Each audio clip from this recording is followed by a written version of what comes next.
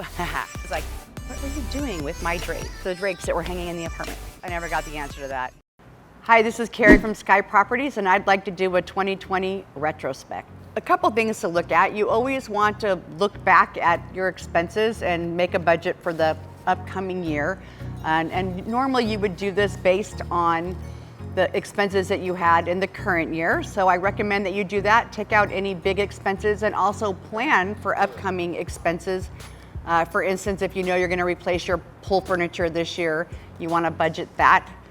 And then you also want to make sure that you have a current market survey going into the new year, because prices, even if you haven't had a vacancy for a long time, prices are changing very quickly right now. And from week to week they change. So of course I recommend that if you have a vacancy, again, you don't use your January market survey, but it's nice to check on the market and see where it's at, where you've been, and where you'd like to go. Last, you want to take a look. I like to look at newer buildings and see what they're doing and see if those are things that I can incorporate into my properties if I get a vacancy.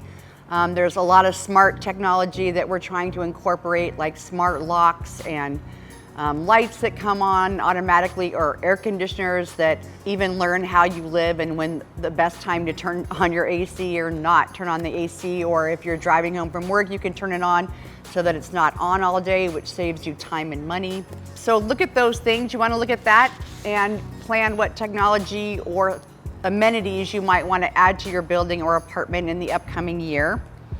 And then of course you want to figure out how much those things are going to cost and start putting aside money each month so that you can afford to do the things you want to do at your building at the end of each year. Some of the other things that I like to do when I have my roof maintenance done, and I try to do a roof maintenance once a year, and especially clean out gutters once or twice a year, sometimes 3 or 4 times a year. But when they come out to do your roof maintenance, you want to make sure that they tell you how much life is left on your roof, because that is a huge budgetary item that can cost, upwards of $10,000, probably more. And you want to know when that's going to hit your budget. When they do your maintenance, if they tell you that you've got about 3 years left on your roof, you want to take that amount and then you want to divide it by 36 months and put that amount aside each month so that you have it for your new roof if you need that. We actually keep a reserve for capital items. Right now, some of the things that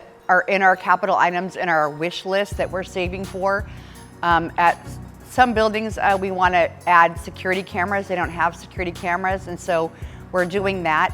Some buildings want to do major upgrades to their pool, so we put aside money for that. So whatever it happens to be at your particular building, and every building is different, of course, you want to figure out what is the best return on your investment. So whatever money that you put aside, you want to make sure that you are able to use it wisely.